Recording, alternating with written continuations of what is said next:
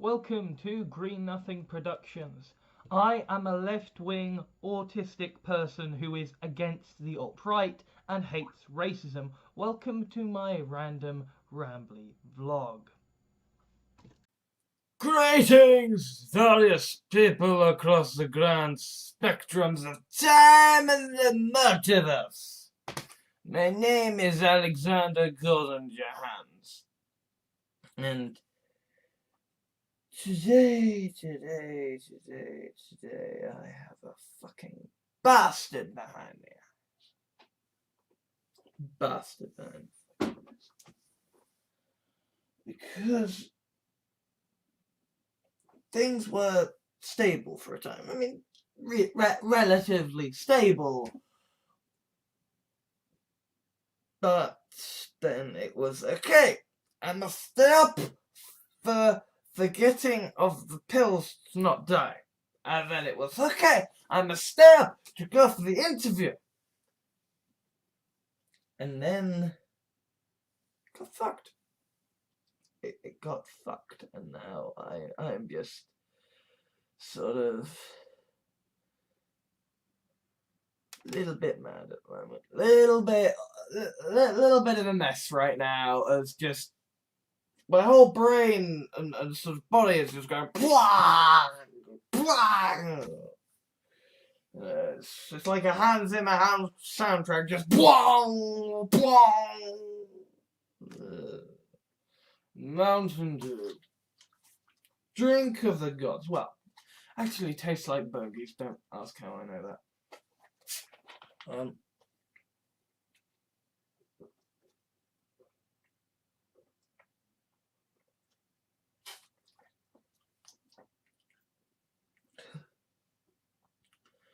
So, I'm used to being bullied. I've been bullied my whole life. It's a constant thing for me. It's sort of, and truth is, if I was given a choice between being entirely alone or being in a room full of assholes, I'd be in a room full of assholes. Because the thing is that most bullies actually are just kind of fucking pathetic and stupid, right? It's sort of like the Doctor Who episode Destiny of the Daleks, where sort of even the smartest machines in the world at a certain point become so very smart that they are innately fucking predictable because you know what the fuck they are going to do. Except bullies are kind of the opposite, in that bullies are the most easily manipulatable force out there. In the sense that bullies are motivated by sadism.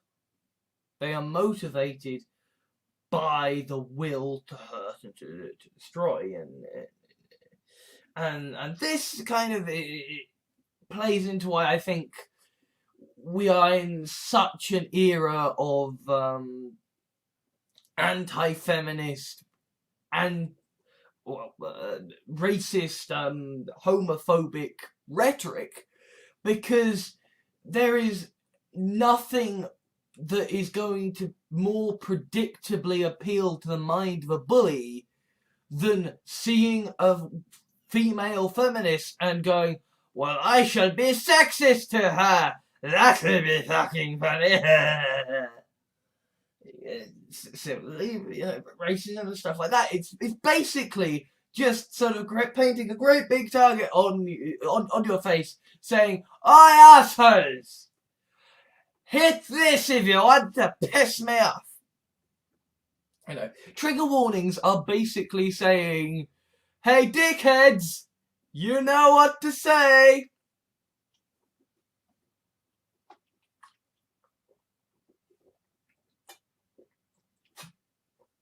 So I know, but I'm not afraid. Because bullies. That's something I've been dealing with my entire fucking life. I'm not afraid of them. What I am afraid of is traders. Not traders. I mean, capitalism is bad, but, you know. I have nothing against traders. Traitors. Backstabbers. Mutineers.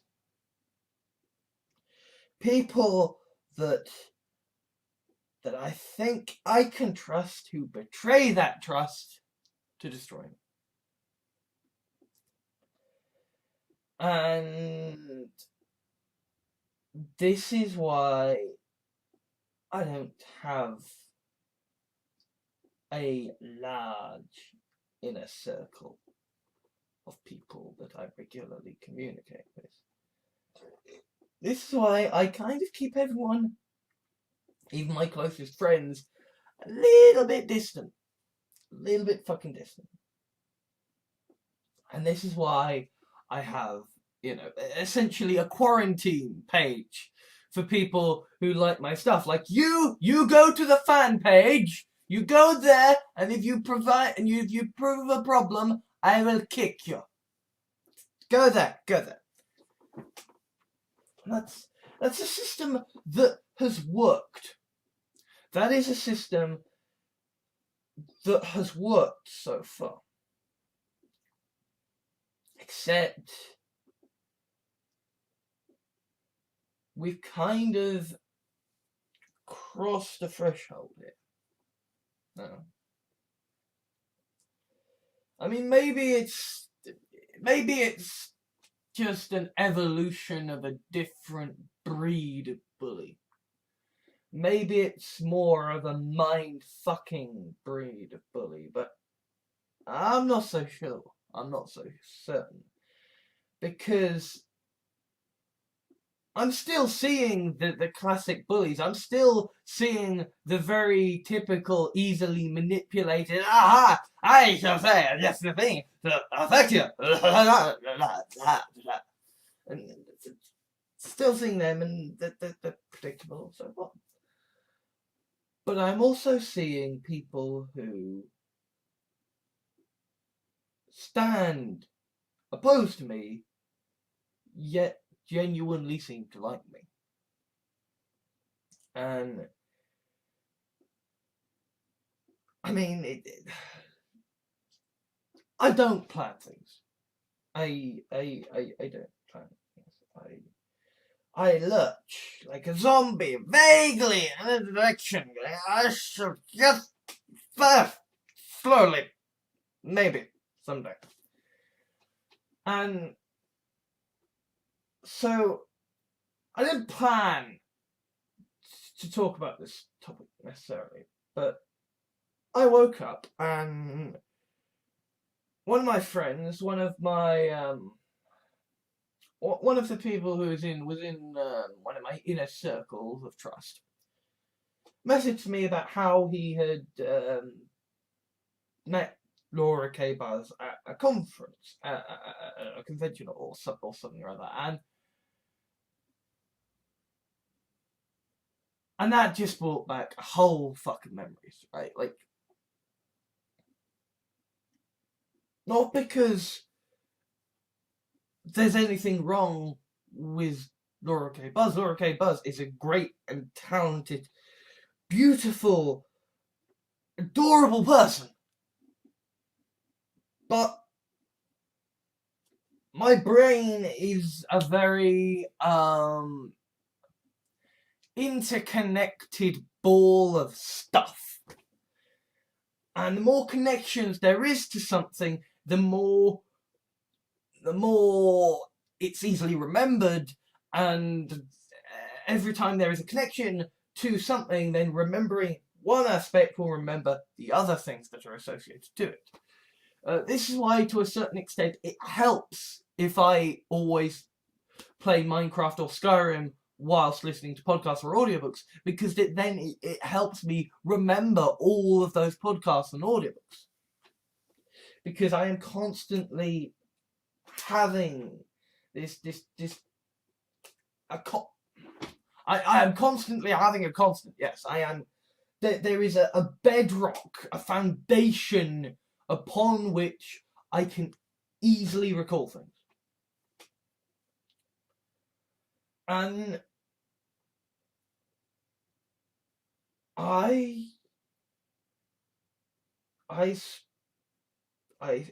felt for myself what happens when a fan base misunderstands something and goes on the attack.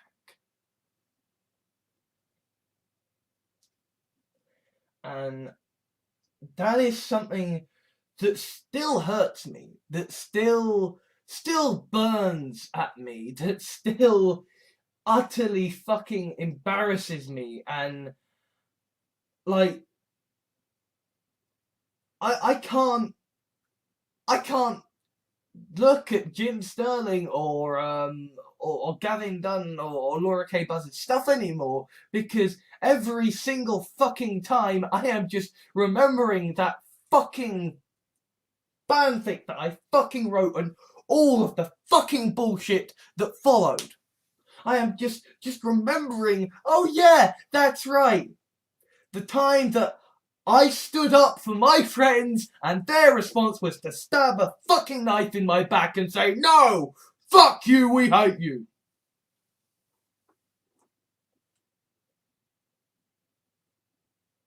Now I'm alone.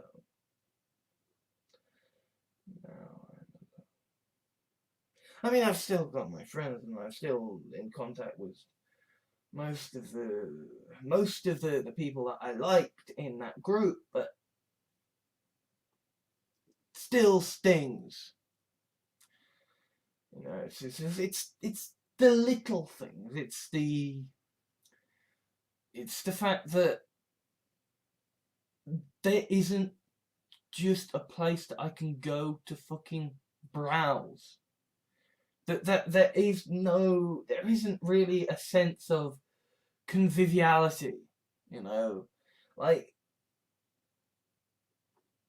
within a group space there is an understanding of etiquette, there's an understanding and appreciation of commenting, whereas on a general Facebook feed then you're not sure whether you have the right to comment. I mean, this is partly why I am so very fucking strict about only actually adding people I really know onto my Facebook friends page, because I need to know that if I comment, they're gonna be okay with it, right? It's about trying to maintain some reasonable level of understanding of social etiquette by saying, okay, the only people who are going to be appearing in my feed are people who understand and expect who I am and the kinds of ways that I might comment. Because that has caused problems before, you know, and it has caused problems before when I have actually been friends with people who have been on opposite sides of the political spectrum, and they've just freaked out because I comment on things and they can't stand it. You know, like I need the understanding of what the fuck's going on, and I don't have that anymore. And I'm trying to do my best with what I've got, except now I'm entering into a new era with regards to, I suppose, my life and with regards to my YouTube channel, which is that for quite some time, YouTube was a hobby. YouTube was just a thing that I did because I liked it. It was just a thing that I did because I liked it. And then I got monetized, and there was a brief moment of, yeah, I can be a professional Let's Player. And then I just nosedived. And then I just fucking nosedived because basically it's like, yeah, I'm going to be a professional Let's Player. And then I got the job at Asda. Then I quit the job at Asda. And then I got depression. And it's just, fuck it all. Burn it all down. Burn it all down. Burn it all. Burn them all. It was not a good day. It was not a good year. Not good at all. Not good at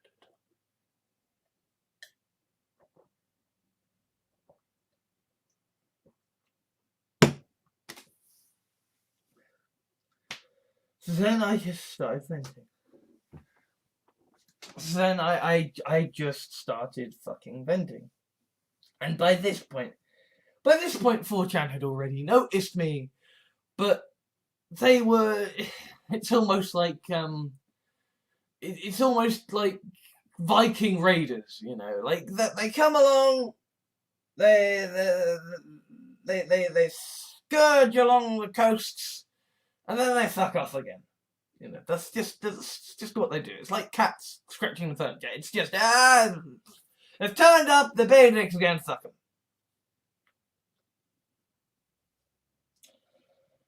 Now the fuckers aren't leaving. Now the fuckers are here to stay. And we are... Okay, we've already crossed the, 1.5k subscriber mark. We've already crossed the point where I am regularly getting about 500 views per video, and I am on a semi-regular basis getting more than 1,000 views on videos. And thankfully it seems that most of my videos are actually remaining monetized. So that's good. But there is this sort of pervasive sense that this isn't going to go away now. This isn't going to go away. And I keep expecting it to go away because this doesn't make any sense to me because I'm a self-loathing bastard. I hate myself. I've spent the past 2 years in the pits of depression staring right into that inky black abyss, wondering, is today gonna be the fucking day I kill myself? And Lord knows there have been some fucking close calls. I mean,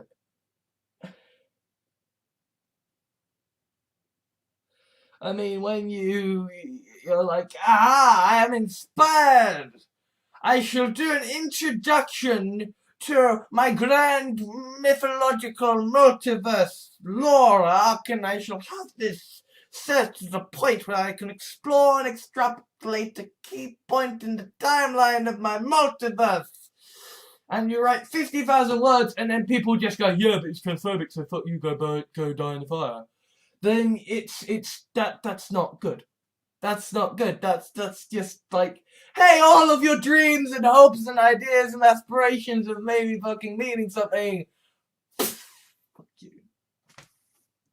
So fuck me. Just fuck me. I don't fucking matter. And if I don't fucking matter, why the heck have I got 1.5k subscribers? I mean, apart from anything else, we have now reached a point whereby even if it is less than 1% of subscribers who genuinely fucking like me, that's quite a lot of people.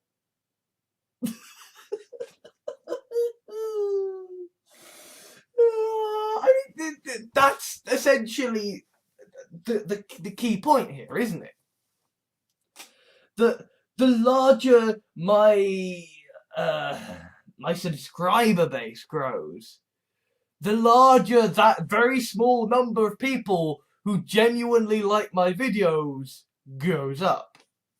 And particularly when you take into the idea that you take into account the sort of 991 philosophy of the internet,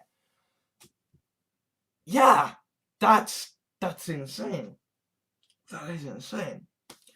And so we are crossing the boundaries, and already I have seen fan art from people, and yes, some of it is very facetious, some of it is very taking the piss, some of it is very clearly people who are basically just trying to humiliate me, and or they are people who are right-wing bastards who genuinely think I am some sort of ironic satirist, and they're going, aha, I've made fan art of your clearly sarcastic endeavours, or something like that. I don't know what they're doing, but it's certainly not, overly flattering. It's like, when I was writing my fucking weird-ass fiction, I made very fucking... I made very fucking sure to make sure that the weirdness kind of was at a radius around, like the sort of, in a way, the sort of the three sort of people, well, characters based on the people from the Podquisition, sort of walked around it without really the weirdness touching them too much. And to a certain extent, it for reasons of plot, there were some aspects that got close, and I kind of apologise to people freaked out by that, but I always tried to leave it relatively ambiguous as and open to interpretation, so that if you didn't like that, you didn't have to deal with that. But unfortunately, it seems that ambiguity just basically means, please select it to be as offensive as you want it to be, so that you can rage at me as how I'm the most offensive part of shit. It's like, I appreciate ambiguous situations in fiction, because that means I can read into it a more positive interpretation of things. It's like, I still personally believe that Owen Harper is out there somewhere in the world of Torchwood and Doctor Who, and that someday, like, the Doctor's gonna be brought low, and he's gonna be about to be destroyed by a Dalek, and Owen Harper's just gonna turn up like, how fucking dare you!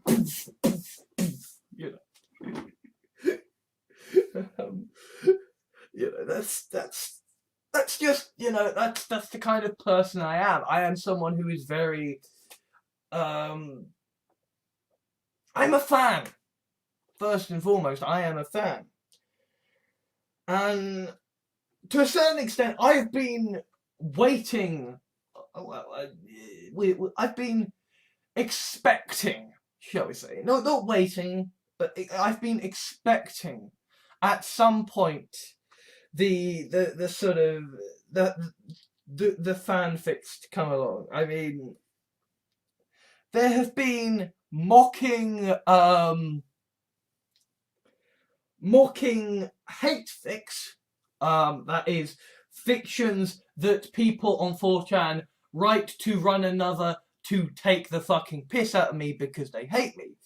But, like, I am basically, at this point, I am like, I am waiting on the day that it blows up on the internet, that someone's, written a fanfic of, I don't know, me becoming the supreme leader of the Daleks, and, Taylor Swift becoming, my enamored submissive or something. Because, that's the world of fanfiction. Fanfiction is just stupid. I like this person, and I want to make them happy, so screw reality. And then Alex Johans became leader of UKIP, and he led the world into grand socialist utopia.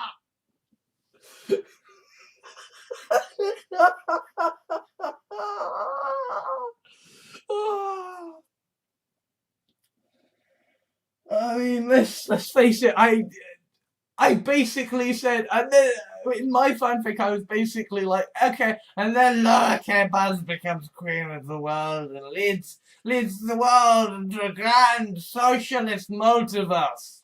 So yeah, I am basically at this point, awaiting, expecting the inevitable sort of dark shadow of my own embarrassment to come back in the form of some poor, sad soul deciding, I know what I shall do over the weekend. Because the thing is that, I mean,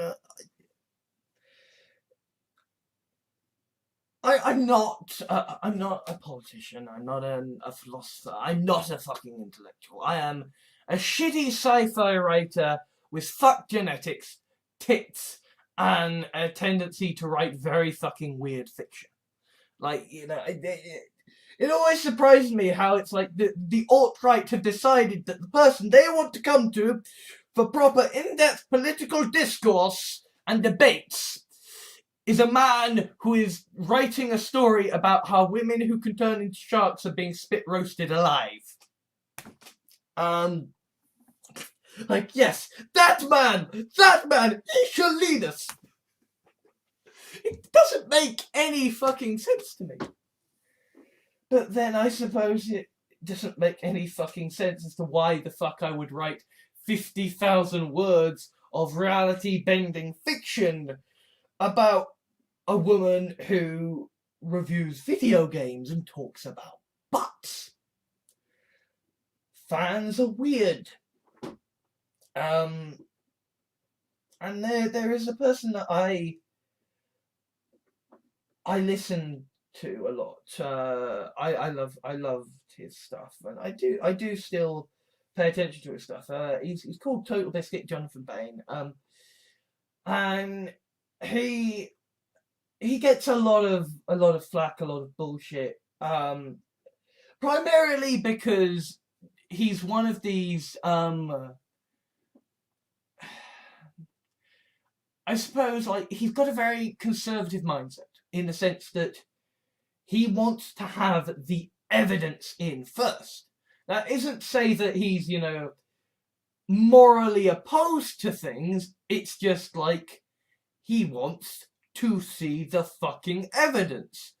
And if there is an issue, he would like the fucking issue addressed and discussed, you know. And so that has on occasion put him on the wrong side of, shall we say, SJW issues, and has gotten him a lot of hate, which, to be honest, I don't think is entirely fucking deserved, because, you know, one way or another, deserved or not, when hashtag Gamersgate blew up, there was this heightened awareness around the idea of ethics in games journalism, and ethics in games journalism is sort of what Total Biscuit does, because he's a very sort of ethically reasoned kind of guy, and he happened to sort of be in and around the games journalist industry, but deciding to talk about ethics in games journalism when Gamersgate was going on is kind of like deciding to write an article on the treatment of mental health in America after there has just been a mass shooting. Right? Like, when the entirety of America, the entirety of the world is saying, for fuck's sake, fucking buy the guns already, then the fact that you happen to be the one guy saying, well, yeah, but what about mental health, means that you look like you are the bad guy because you are excusing the issues that are really being talked about. So he's gotten a lot of flack in the past that I don't necessarily think that he's deserved. But one of the things that he's talked about in the past is this idea that the fandom is not necessarily a good thing. I mean, he's basically come out and said that it's not a good thing. That there are people who can enjoy his content, who can find his content informative, but fandom is fanatical, is fanaticism, and that's not good. I have a kind of different perspective on this, because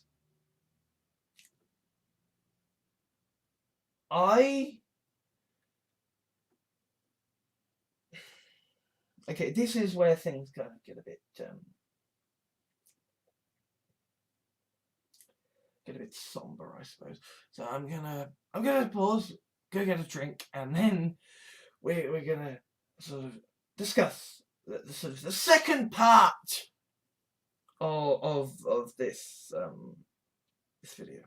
Okay, see you in a moment. So, story time. I was always a sort of lonely, weird kid. I've got mild Asperger's syndrome, and however bad you think I am now, I was so much worse. So much worse as a kid. I don't know. I would open doors with my head, because why not? If I found something that I thought was cute, I'd carry it around with me. So I went to school, around primary school, with a dead rat in my pocket that was, like, decaying. That was a thing I did then. Like, I would find dead hedgehogs and be like, I like you, dead hedgehog. I put you in bucket and put you somewhere safe. You know, I like, one of the reasons I am so very against eating fish, and I am so very terrified of hurting people or making people afraid, is the fact that when I was a kid, like, you know, maybe 10 or 12 or something, I decided I was going to make fertilizer and compost, and I decided that one of the best ways to make a really effective fertilizer would be to fish 2 goldfish out of the pond and to let them suffocate and die so their corpses would produce good fertilizer. I was a fucking weird and creepy kid. And the thing is that my dad sort of, he has the sort of emotional depth and range of, like, like a YouTube commenter. You know, he can't, in fact, less than a YouTube commenter. You know, he pretty much is begrudging respect and providing of money, or outright screaming at you, "You're a horrible disgrace, and I hate you, and fuck you, and fuck you."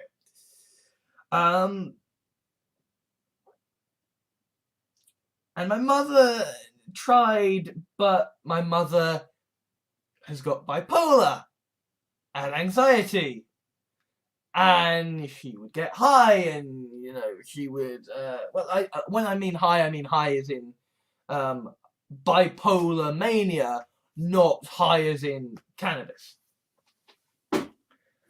So I didn't really have parental guidance so much. When, if you know anything about autism, you know that autistic children need parental guidance and overseeing, because autism means you don't know social skills, means you don't understand them, means you need people watching over you, telling you what you can and cannot do, and people would just assume that I would pick it up because, well, that's what people do, and then they would scream at me when I didn't just magically pull this stuff out of my ass. So I really had nothing as a kid, and really throughout my early life. So I had to look to media. I had to look to things like, the monomyths of fiction. I had to look to essentially things like Harry Potter, Artemis Fowl, the Jiggy McHugh books, Hitchhiker's Guide to the Galaxy, Dirk Gently's Holistic Detective Agency, Red Dwarf, Star Fox. And really, I owe fandom such a fucking debt. Because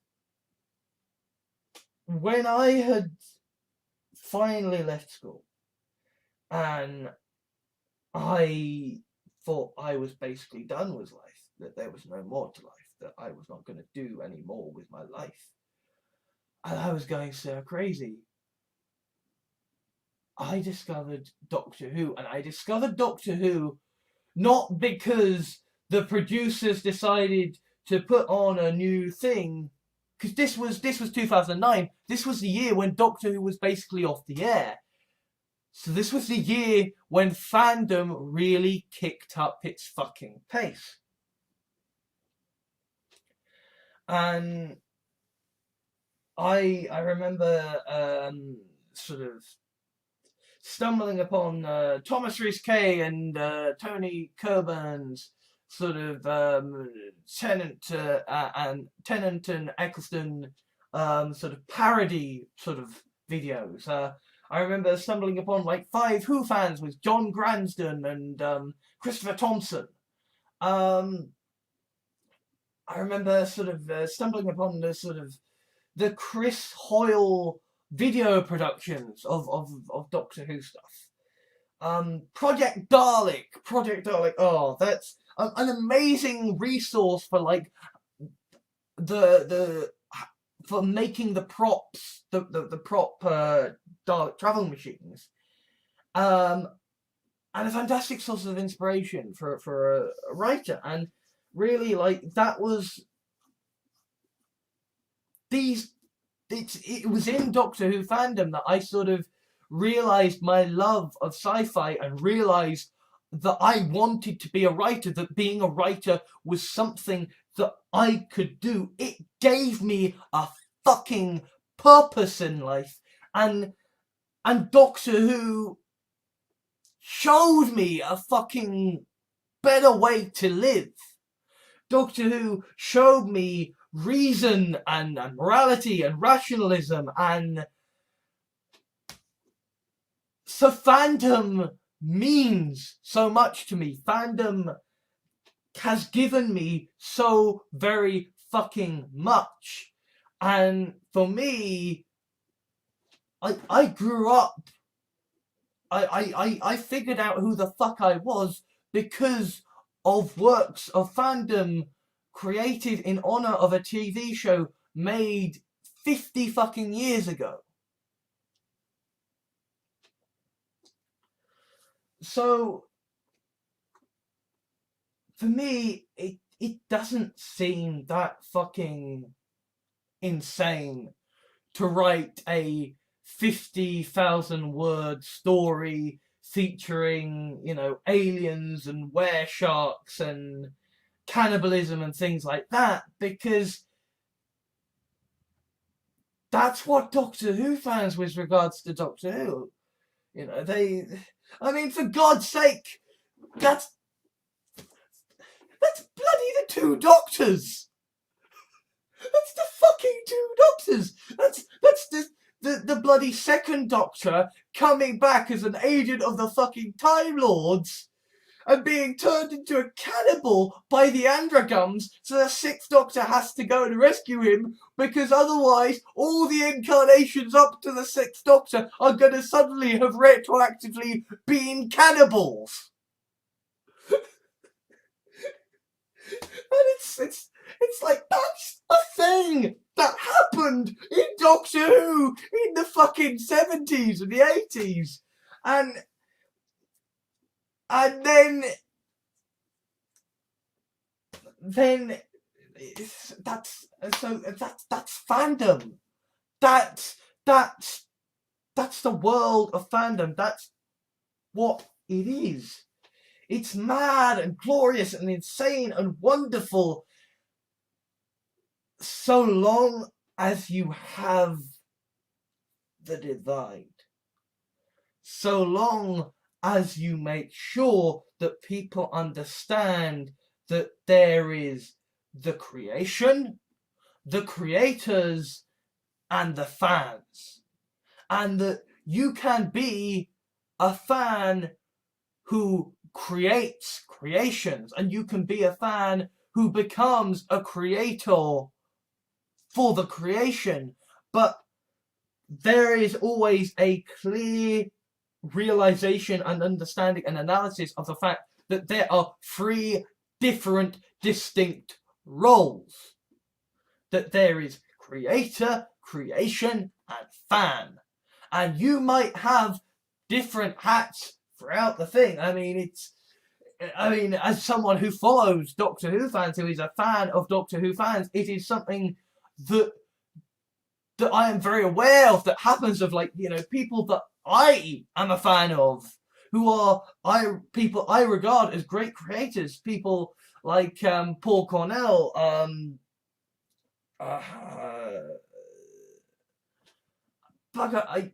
Moff's ate my Doctor Who scarf guy. Can't remember his name, but like these are people who are fans, and they will talk about how they meet others in Doctor Who fandom and they lose their shit because it's like, but you're the thing, and I want your stuff and I like your stuff, and now they are part of the establishment. So I am familiar with the way that things merge and cross over and become more complicated and blurry, yet there is always a clear sort of distinction and in the way that you sort of treat things.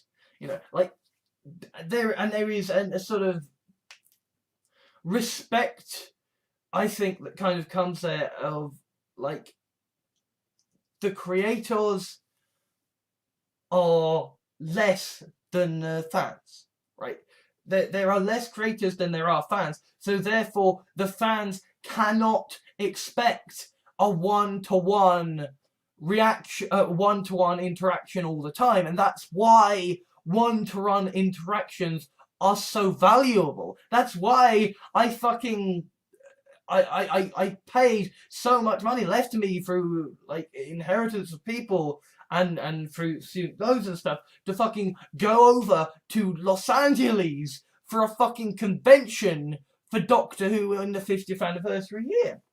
Because it genuinely means so much to have those 10 seconds of one-on-one interaction with the creator if you are a fan. But YouTube is muddying the fucking waters. YouTube is muddying the fucking waters.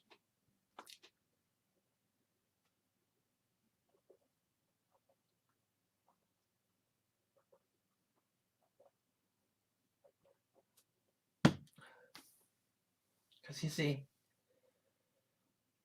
we've got comments now. We've got comments, and we've got Facebook groups. We've got Facebook fan pages.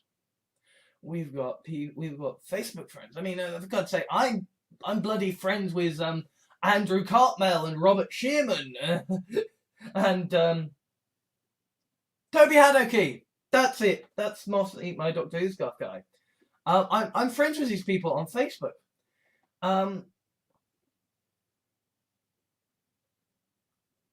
And so yeah, things are different and distinct. I mean,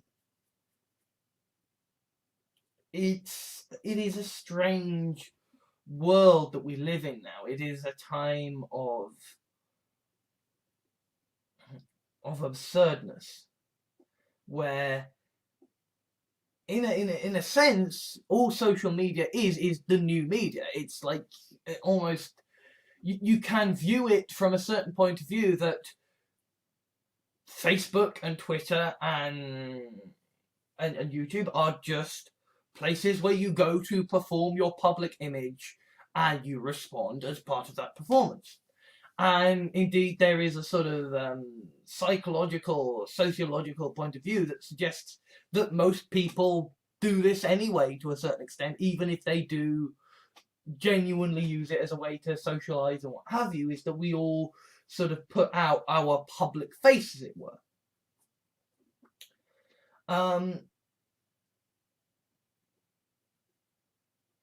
But what I am realising and what I discovered is that it makes it difficult because people who are fans expect that they are your friends. Expect that they can become your friends. Expect that they should become your friends. And it's like, to be clear, I have no problem with people who like my stuff messaging me saying, hey, I like your stuff and cool. I have no problem with that. It's, for me though, it's like, I want you to respect the sort of the fan creator roles, and that you respect that and you understand and you say, okay, I'm a fan, I'm going to go to the fan page, I'm a fan, I'm going to leave comments as a fan, understanding and expecting that I'm putting this out there because I want to put it out there, and that he might not have time to see it, but if he does, great, and if he doesn't, well, at least I've tried and I'm giving it out to other people on the thing, right?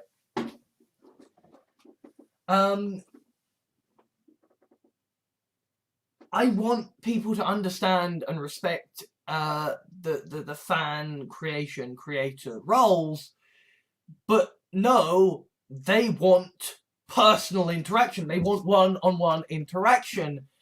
And it's reaching the point whereby this is partly why I get so fucking stressed out about the whole will you debate politics with me thing, is that it's not enough that people want me to debate politics on this channel. It's not enough that they want me to debate politics with their favourite YouTube personality, their favourite podcast personality. It's that they want me to personally discuss politics with them specifically as well.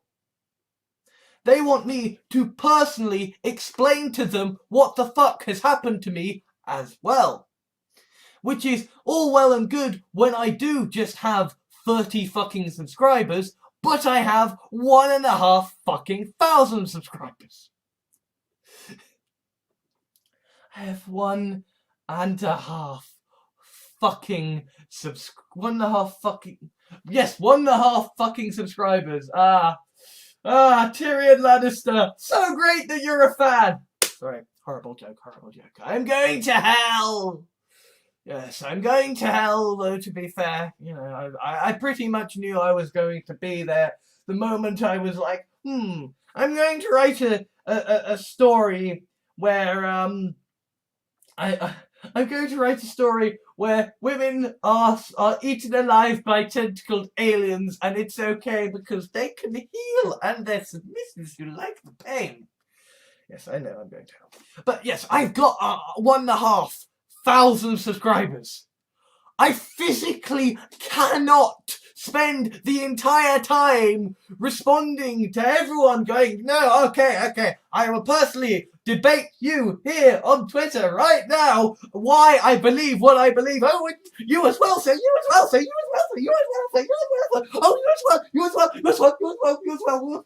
At the same time as trying to keep, producing works for YouTube at the same time as trying to keep writing stuff, at the same time as applying for jobs, at the same time as messaging people to try and get a girlfriend, at the same time as doing the fucking weights, at the same time as going for walks, at the same time as doing cycling, at the same time as actually playing Skyrim and getting better at it for the purposes of maybe doing a let's play later, at the same time as listening to podcasts and listening to audiobooks, at the same time as doing my writing, at the same time as eating and sleeping and going for the shit and going for a piss and going for a wank and going for a shower, and oh dear God, does it never fucking end?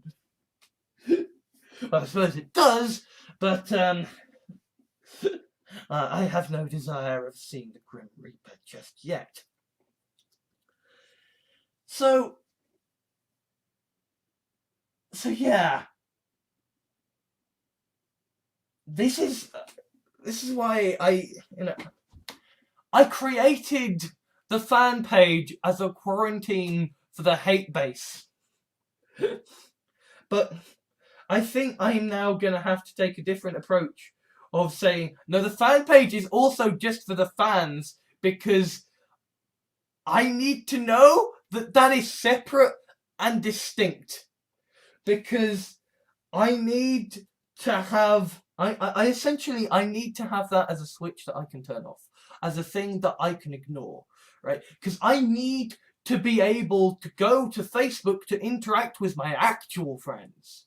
I need to be able to go to Twitter to follow the people that I'm actually interested in following on Twitter.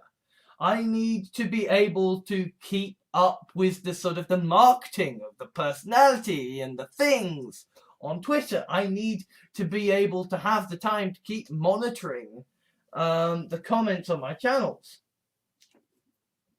I need to have the time to keep doing all the things that people bizarrely do seem to like about what I do.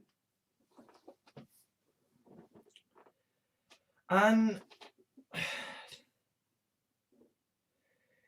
it honestly does amaze me how people try to juggle things so that they can be everyone's best friend.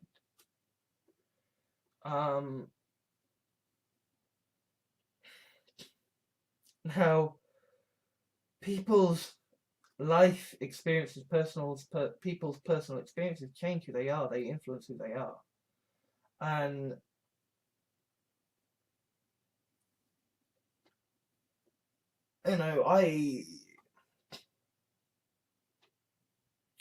I'm not one of these people who likes to be sort of sociologically aware, sort of suggesting whatever. I don't like to do that normally, and I'm well aware that kind of my fanfiction got into trouble for issues regarding consent and speculation and stuff. But basically, as I understand it, part of the sort of, I suppose, Freudian excuse in the sort of trope form of why sort of Laura K. Buzz is so very, very intent on having this one-on-one fan relationship with a lot of her fans is partly, maybe to a certain extent, because for her, she had an experience where she felt like she wasn't able to help someone when she would have preferred to, and that bad things had happened as a result.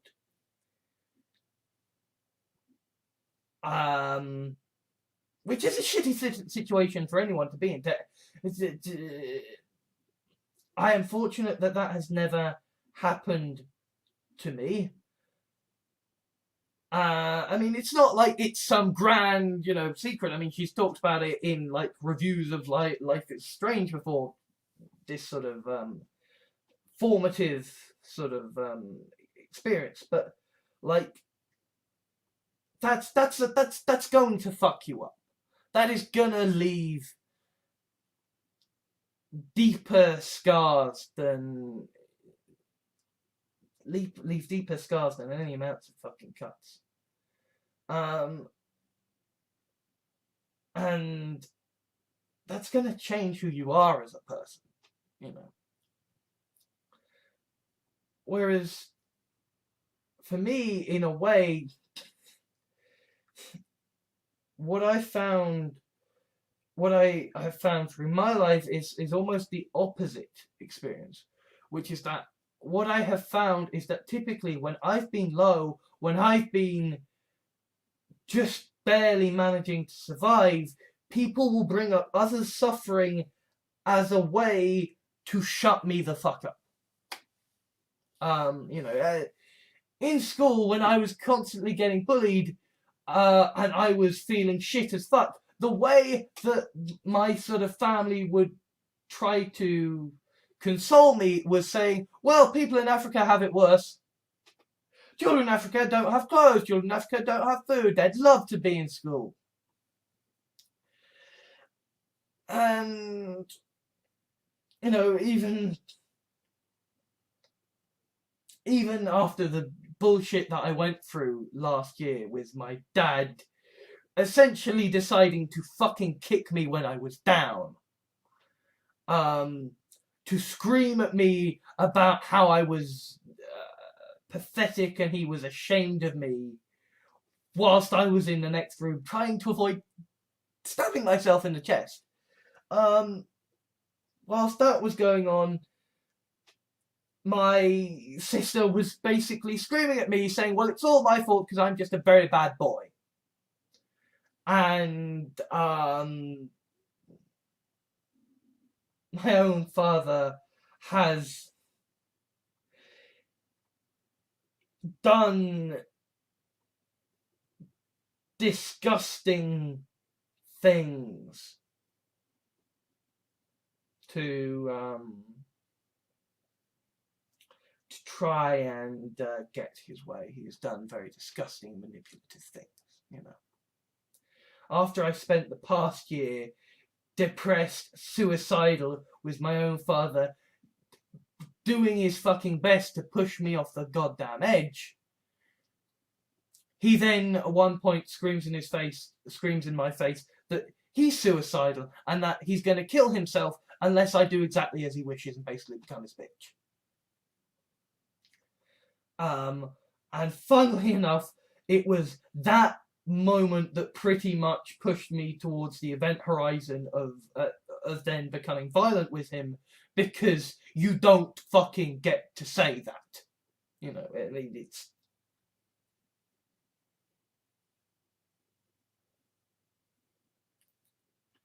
I think it's quite an autistic thing to, when you struggle to find the words for something, to go refer to something that explains it for you. And I think there is this, Series 5 of Doctor Who with Matt Smith is, as far as I'm concerned, one of the best series of Doctor Who there is. And Matt Smith's Doctor, it's a thing, if you don't know, that kind of throughout modern Doctor Who, there has been this thing running in the background about the Time War, when essentially the Doctor had to wipe out his entire race in order to destroy the Daleks, in order to end all these horrible things. And so it is this guilt and angst that he carries around with him the entire time, particularly through the Exton and Tennant years, of being the last of the Time Lords, of being someone with all of this weight and survivor's guilt. And Matt Smith's Doctor doesn't really have any of that so much. He doesn't do so much of the moping, so much of the, so much of the woe is me for I'm the last of the Time Lord stuff. He's a lot happier, a lot more proactive about things. But there is this one excellent moment in a very weak story, to be fair, Doctor Who Cold Blood, where essentially the Doctor is talking to a Silurian captive. And Silurians, by the way, are sort of lizard men who were once an advanced civilization, but then went into hibernation deep beneath the earth, and sort of they come out occasionally to say, well, this is our planet, fuck you. And so the Doctor is kind of trying to make peace with these people constantly. And there is this one moment where he's talking to this, Silurian, and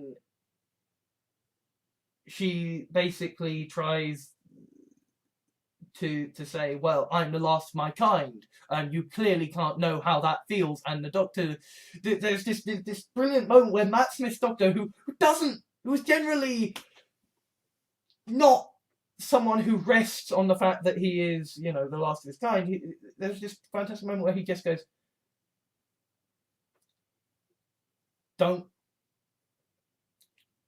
you don't get to say that to me, basically,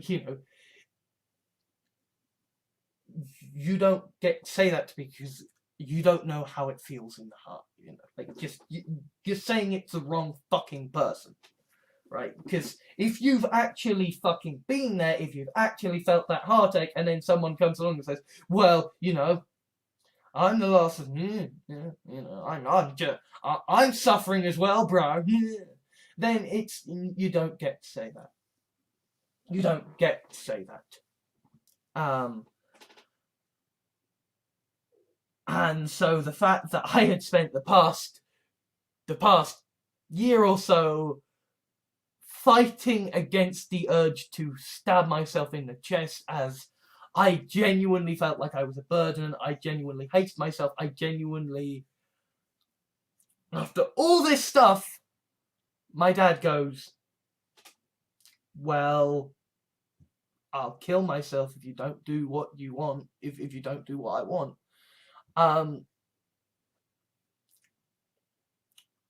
That crossed the line for me. And I know you're wondering, what the fuck does this have to do with fandom and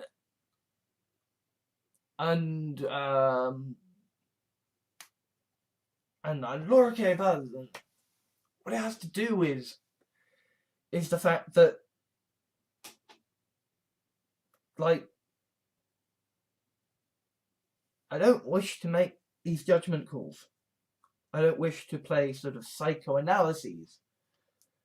But I think it is not an unreasonable thing to say that this thing of witnessing and not being able to help when you want to would have had some sort of an impact in Laura K. Buzz's need to personally be there for people, whereas for me, I've sort of had the opposite experience, whereby I have had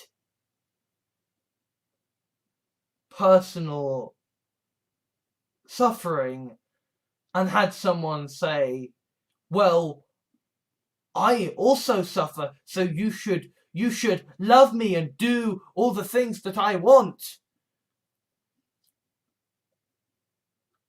And that has genuinely angered me. And disgusted me. So my approach is not going to be to say, let's create a group where you can all be my great buddies. My approach is not to say that I will now be friends with all of you. My approach is to say that you are fans. And if you are fans, awesome. Awesome. I'm glad you appreciate my work, and I shall await the fan fictions with nervousness. With nervousness and sort of and polite acceptance of the fact that I might not like the fan fictions. Because that's the nature of creativity. It is subjective. And I shall not judge you for things that you create for yourself.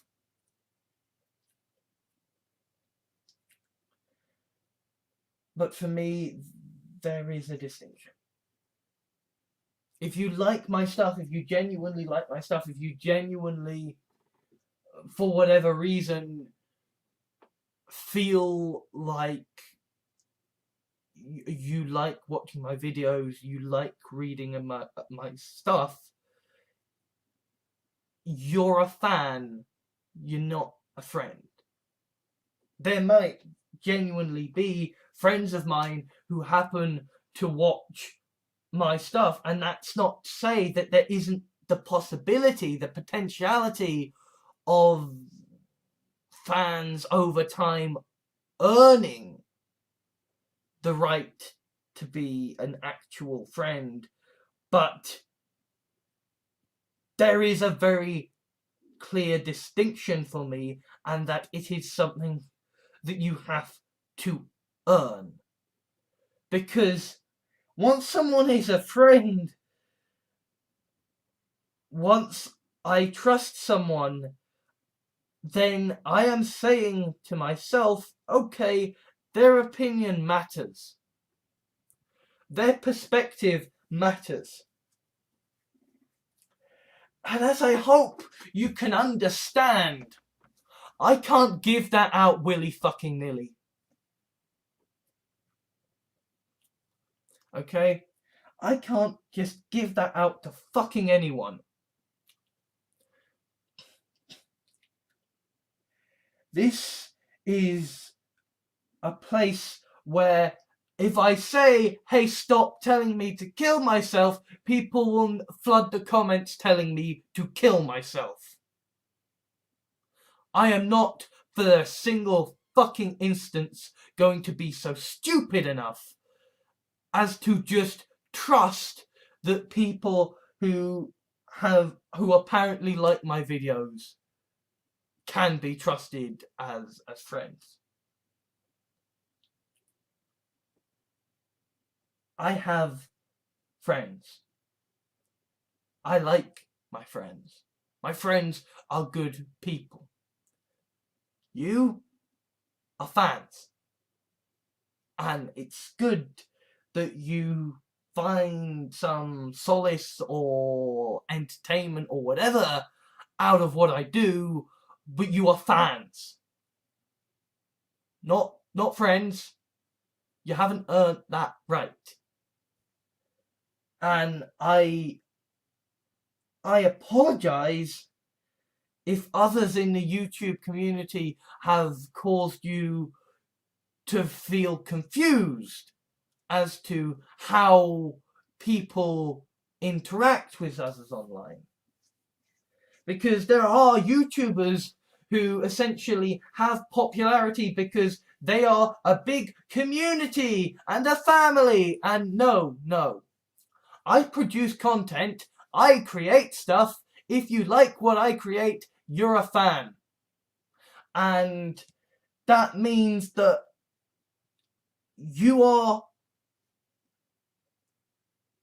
you are part of the many that I cannot interact with one-on-one, that you cannot expect interaction with one-on-one. If something happens, I'm gonna release a video or a tweet to everyone explaining what's going on. I am not going to personally message you. Because if I have to personally message you, then I have to personally message that person, and that person, and that person, and that person, and that person, and I have 1,500 subscribers now. And that number is only gonna grow. I don't know why. It baffles me. Why the fuck would anyone like my fucking stuff? But it's gonna grow. Because at this point, it seems that's just the thing that's gonna happen. And even if it doesn't 1,500 subscribers, it's a lot of people to have to personally respond to.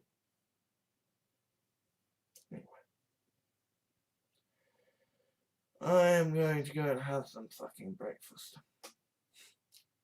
Maybe I'll do some writing later, I don't know.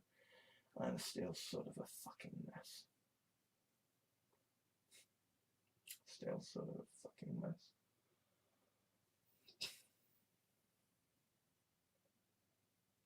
Anyway, see you later.